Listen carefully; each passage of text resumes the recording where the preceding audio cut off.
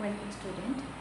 Today I am going to discuss about the definition of cause which is given by the Garbutt-Reid. So now come to the topic. So all of you know that Garbutt-Reid has defined the cause from the two aspects. One is qualitative and other is quantitative. So according to Garbutt-Reid, qualitatively, the cause of any event which is the immediate, unconditional, invariable antecedent of the effect, that event we can consider as a cause. That means that type of event we can consider as a cause which have this type of quality. We can consider that event as a cause which has these type of qualities. These are the qualitative mark of an event by which we can consider it is a cause or not a cause. So what are the qualitative mark? The event must be immediate,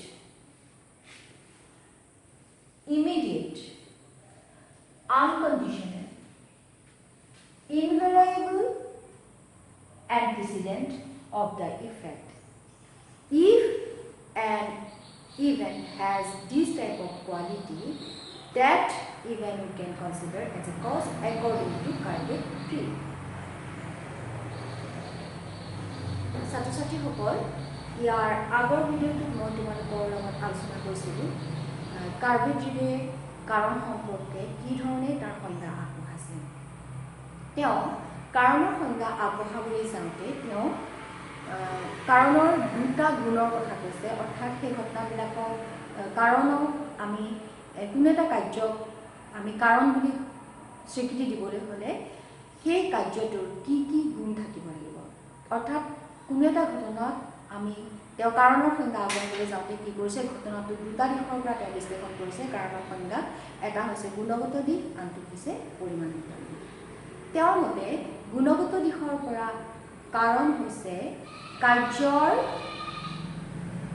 চৰ্তহীন, নিয়ত, অব্যৱহৃত পূৰ্বৱৰ্তী ঘটনা। তেওঁ কি কৈছে, সেই ঘটনাবিলাককহে গুণগত দিশৰ পৰা কাৰণ বুলি আমি ক'ব পাৰিম যিবিলাক ঘটনাৰ এইকেইটা কি আছে, গুণ আছে, কোৱালিটি আছে। সেই গুণকেইটা হৈছে কি, চৰ্তহীন, নিয়ত, অব্যৱহৃত পূৰ্বৱৰ্তী ঘটনা। এইকেইটা এটা, দুটা, তিনিটা, চাৰিটা, এই চাৰিটা হৈছে গুণ, কাৰণৰ গুণগত লক্ষণ। এতিয়া আমি এই কাৰণৰ গুণগত লক্ষণকেইটা চৰ্তহীন মানেনো কি, নিয়ত মানে কি, অব্যৱহৃত মানে কি, পূৰ্বৱৰ্তী মানে কি, সেইখিনি আমি বিশ্লেষণ কৰিম। So now I will discuss about what is the meaning of invariable, immediate, unconditional antecedent. So these are the four qualitative marks of a cause. That means that event you can consider as a cause which has this type of qualities. So now come to the point, antecedent. Number one, what? Antecedent. So what is the meaning of antecedent? Antecedent means that event which is followed from the previous one. That is called what? Antecedent. All of you know that always to find out the causal relation, we always need two events. One is called antecedent and other is called consequent. Antecedent is the previous one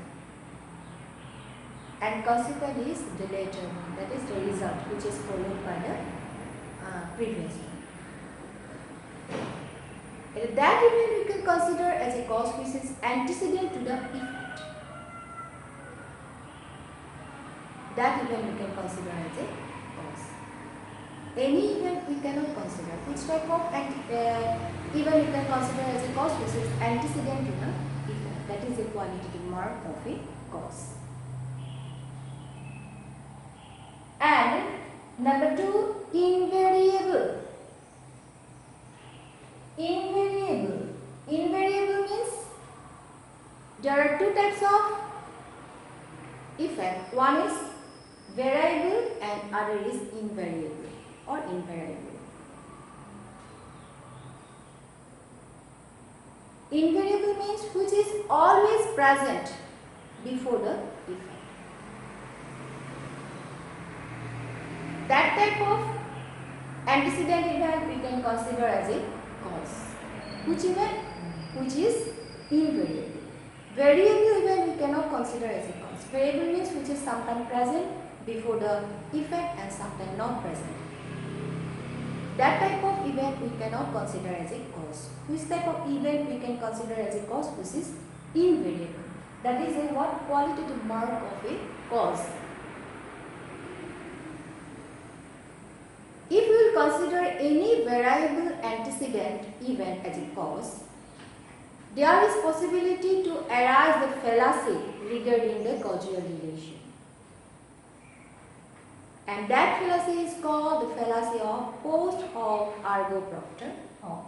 If we will consider any invariable, not invariable event, but we consider any variable event as a cause, there is possibility to arise a fallacy regarding the causal relation. And that fallacy is called post hoc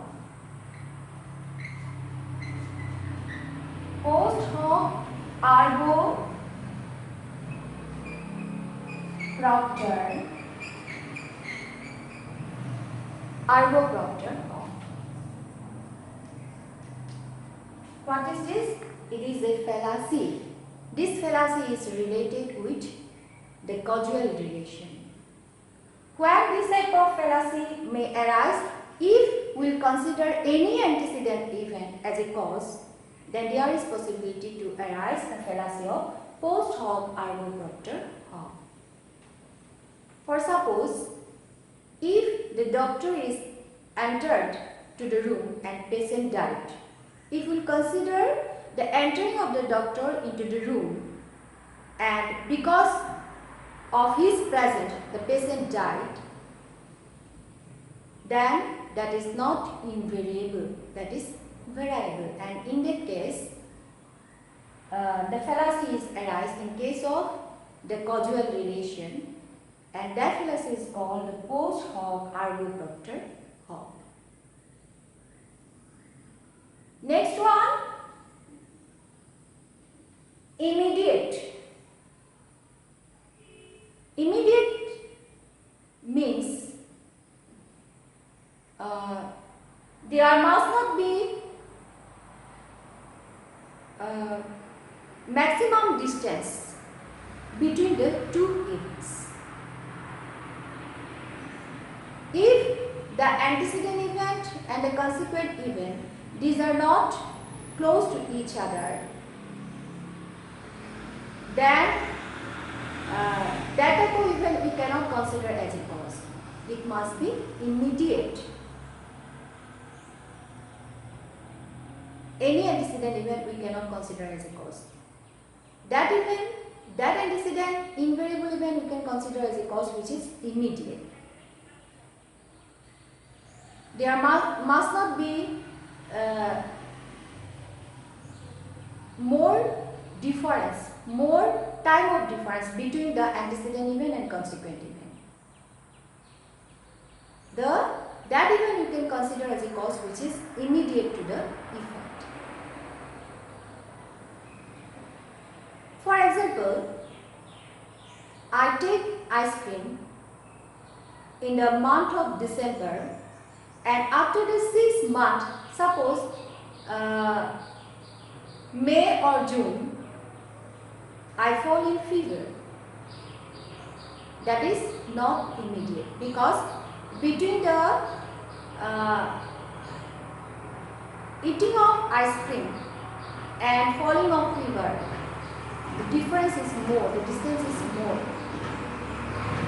That is why that event we can consider as a cause, which is always immediate, invariable antecedent to the event, antecedent to the effect. That cause, that event we can consider as a cause. And number 4, what? Unconditional. Unconditional. That means the two events cannot be conditional. Their relation cannot depend on the condition. It must be unconditional. Generally, we observe that day and night, if we will count from day to night and from night to day, generally we feel that day may be the cause of night and night may be the cause of day. But we know that it is the relation of what? Co-effects. Another example, lightning is the cause of thunder. Lightning and thunder, always they are the example of co-effects. But this type of causal relation depends on some condition, because all of we know that day and night is occurred due to the revolution of the earth. So it is conditional. So the relation between the cause and effect cannot be conditional. It is always unconditional. It never depends on condition. So these are the qualitative mark of a cause. That means that antecedent event we can consider as a cause, which is this type of quality according to Carpentier. According to Carpentier, these are the qualitative marks of a cause, which are according to Carpentier, the cause of any event is qualitatively the immediate, unconditional, invariable antecedent of the effect. That type of event we can consider as a cause. That means from the qualitative point of view, causes must be sufficient to produce the effect. That means if we will consider an event as a cause, it must have that capacity to produce an effect by itself, not depending on others. Okay, qualitatively causes that. ছাত্র-ছাত্রী সকল গুণগত দিশৰ পৰা কাৰ্বনিডৰ মতে কাৰণ হৈছে কোনো কাৰ্যৰ শৰ্তহীন নিয়ত অব্যৱহৃত পূৰ্বৱৰ্তী ঘটনা। অৰ্থাৎ সেই ঘটনাবিলাককে আমি কাৰণ বুলি ক'ব পাৰিম যিবিলাক ঘটনাৰ এই গুণবিলাক থাকে। কোনবিলাক গুণ? শৰ্তহীন, নিয়ত, অব্যৱহৃত পূৰ্বৱৰ্তী ঘটনা। অৰ্থাৎ কাৰ্যকাল সম্বন্ধ নিৰ্ণয় কৰিবলৈ হ'লে প্ৰথমতে আহিব কি, আমি যিকোনো ঘটনাক কোনো এটা কাৰ্যৰ আমি কাৰণ বুলি ক'ব নোৱাৰোঁ। কোনটো ঘটনাক আমি কাৰণ বুলি ক'ব লাগিব? যিটো কি হয় পূৰ্বৱৰ্তী ঘটনা হয়। আমি জানো কাৰ্যকাল সম্বন্ধ নিৰ্ণয় কৰিবলৈ সদায় দুটা ঘটনাৰ প্ৰয়োজন। এটা হৈছে পূৰ্বৱৰ্তী আৰু আনটো হৈছে অনুবৰ্তী। অনুবৰ্তী মানে কি? পূৰ্বৱৰ্তী ঘটনাটোৰ পৰা কি অনুসৰণ কৰি সৃষ্টি হয়। এতিয়া সেই ঘটনাকে আমি কাৰণ বুলি ক'ব পাৰোঁ যোনটো ঘটনা কাৰ্যৰ পূৰ্বৱৰ্তী হয়। সেই অনুবৰ্তী ঘটনাক আমি কাৰণ বুলি ক'ব নোৱাৰোঁ। উদাহৰণস্বৰূপে বানপানীৰ ফলস্বৰূপে শস্য ভাল হ'ল। এতিয়া ইয়াত বানপানী হৈছে শস্য ভাল হোৱাৰ পূৰ্বৱৰ্তী কাৰণ। গতিকে কি হৈছে সেইবিলাক ঘটনাকে আমি কাৰণ বুলি ক'ব পাৰিম যিবিলাক ঘটনা কাৰ্যটোৰ পূৰ্বৱৰ্তী হয়। তাৰপিছত গুণটো আহিলে কি? নিয়ত। ঘটনা দুই প্ৰকাৰে ঘটিব পাৰে।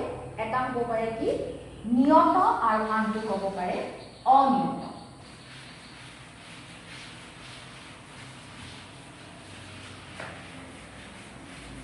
কি আছে ঘটনা দুই প্ৰকাৰৰ হ'ব পাৰে। এটা হ'ব পাৰে কি নিয়ত আৰু আনটো বিনত হ'ব পাৰে কি অনিয়ত।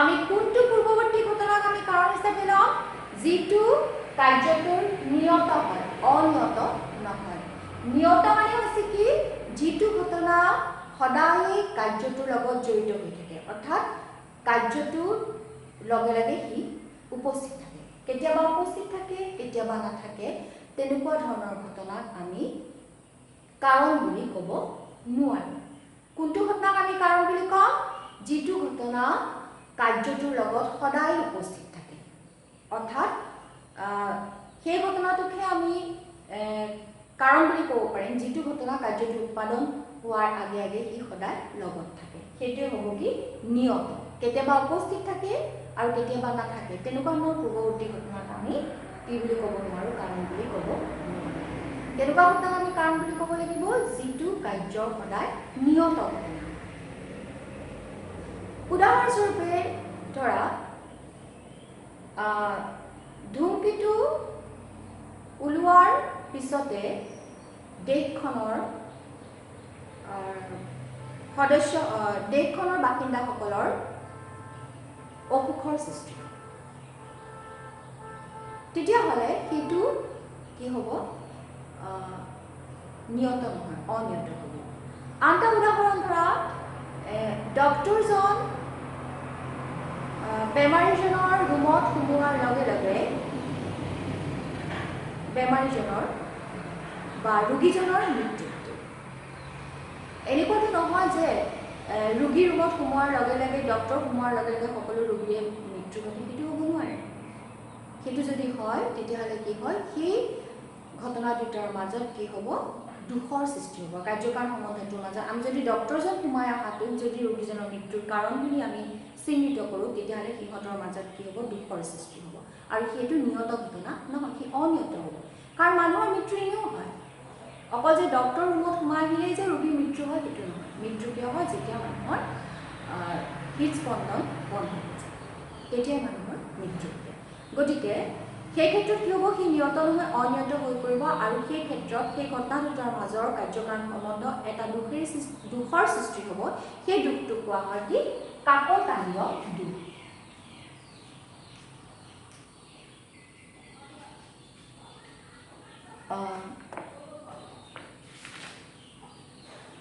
সেইটো কোৱা হয় কাকতালীয় দুখ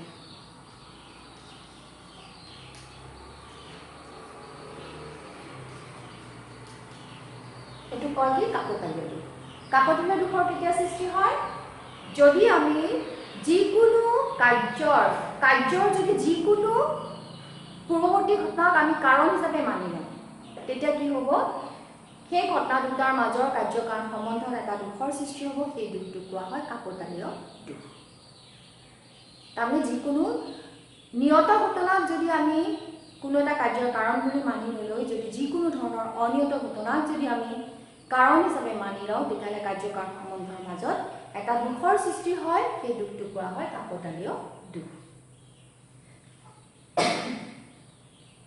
তাৰপিছত আহিলে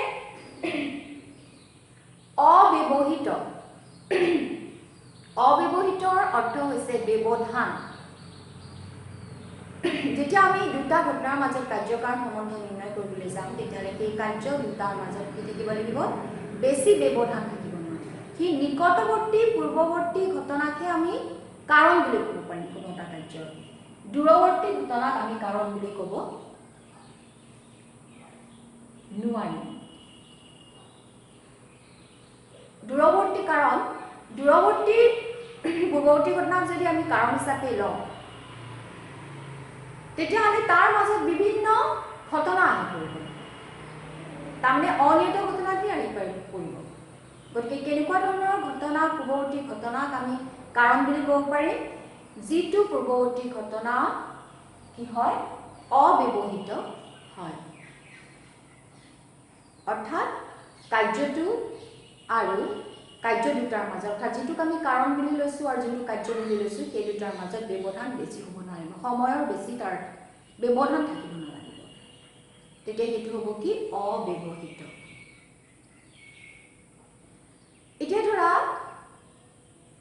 মই 6 মাহৰ আগতে মই খুব বেছি আইচক্ৰীম খাইছিলোঁ আৰু 6 মাহৰ পিছত মোৰ আজি জ্বৰ হৈছে তেতিয়াহলে জ্বৰ হোৱা কাৰ্যটো আৰু আইসক্ৰীম খোৱা কাৰ্যটোৰ মাজত কি হ'ব বহুত বেছি ব্যৱধান হ'ব তাৰ আইসক্ৰীম খোৱাটো মই 6 মাহৰ আগত আইসক্ৰীম খোৱাটো আজি 6 মাহৰ পিছত জ্বৰ হোৱাটো কি হৈ পৰিব অব্যৱহৃত হৈ পৰিব অৰ্থাৎ সিহঁতি নিকটৱৰ্তী নহয় দূৰৱৰ্তী হৈ পৰিব গতিকে তেনেকুৱা ধৰণৰ পূৰ্বৱৰ্তী নিয়ত ঘটনাকে আমি কাৰণ বুলি ক'ব পাৰিম যিটো কাৰ্য অব্যৱহৃত তাৰপিছত আহিলে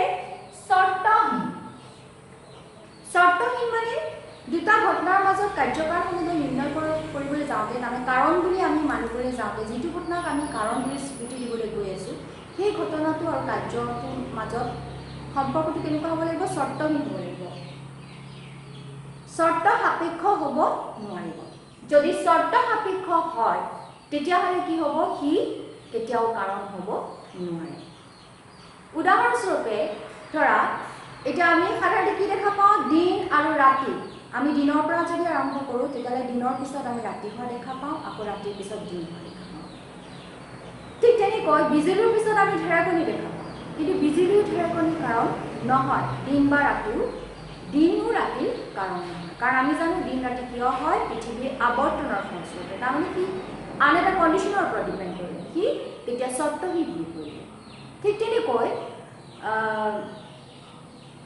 কি হৈছে যে তেতিয়াহ'লে কি হ'ব লাগিব আমি সেইটো পূৰ্বৱৰ্তী নিয়ত পূৰ্বৱৰ্তী ঘটনাক আমি কাৰণ বুলি ক'ব পাৰিম যিটো কাৰ্যৰ কি হয় শৰ্তহীন হয় সি কেতিয়াও শৰ্তৰ ওপৰত নিৰ্ভৰশীল হ'লে সেই ঘটনাটোক আমি কাৰণ বুলি ক'ব নোৱাৰোঁ গতিকে আমি কি পালোঁ যে কাৰ্ভেটিডৰ মতে গুণগত দিশৰ পৰা কাৰণ হৈছে কাৰ্যৰ শৰ্তহীন নিয়ত অব্যৱহৃত পূৰ্বৱৰ্তী ঘটনা তেনেকুৱা ধৰণৰ এই গুণসমূহ থাকিলেহে সেই ঘটনাবিলাকক আমি কোনো এটা কাৰ্যৰ কাৰণ বুলি আমি ক'ব পাৰিম তাৰমানে গুণগত দিশৰ পৰা কাৰণ কি হ'ব লাগিব যিটো ঘটনাক আমি কাৰণ বুলি চিহ্নিত কৰিম সেই ঘটনাটোৱে কোনো এটা কাৰ্য উৎপাদন কৰিবৰ কাৰণে সি পৰ্যাপ্ত হ'ব লাগিব নহ'লে তাক আমি কাৰণ বুলি ক'ব নোৱাৰোঁ অৰ্থাৎ সি নিজে নিজে কাৰ্য উৎপাদন কৰিব পৰা তাৰ শক্তি গতিকে কাৰ্ভেটিডৰ মতে কাৰণৰ গুণগত লক্ষণসমূহ হৈছে যিকোনো এটা ঘটনাক আমি কাৰণ বুলি চিহ্নিত কৰিবলৈ হ'লে সেই ঘটনাটোৰ কি গুণ থাকিব লাগিব কাৰণ হৈছে কাৰ্যৰ নিয়ত অব্যৱহৃত শৰ্তহীন পূৰ্বৱৰ্তী ঘটনা অৰ্থাৎ নিয়ত অব্যৱহৃত শৰ্তহীন পূৰ্বৱৰ্তী এই চাৰিটা হৈছে কাৰণৰ মূল গুণগত লক্ষণ গতিকে these are the qualitative marks of a cause which are that event we can consider as a cause which is invariable immediate unconditional antecedent to the effect so the event must have these qualities according to Carpentry and if the event has these qualities then we can consider that event as a cause so that's all for today in the next video I will discuss about the quantitative marks of a cause. আমি পিছৰটো পৰৱৰ্তী ভিডিঅ'টো পৰিমাণগত দিশৰ পৰা কাৰণ কি কাৰণৰ সংজ্ঞা কিদৰে আগবঢ়াইছে কাৰ্ভেটিডে সেই সম্পৰ্কে আমি আলোচনা কৰিম